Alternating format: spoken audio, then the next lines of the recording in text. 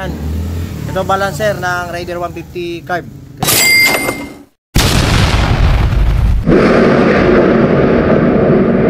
Kailangan nakatama yan sa timing.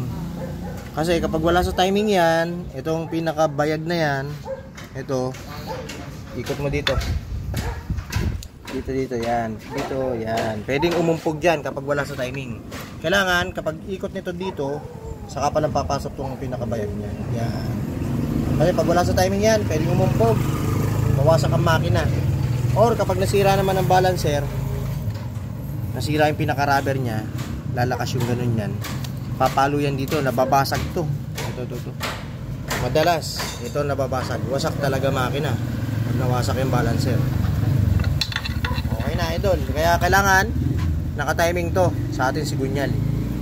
Tuturo ko yung timing yan. Meron niyang video mamaya. Tignan nyo mga idol.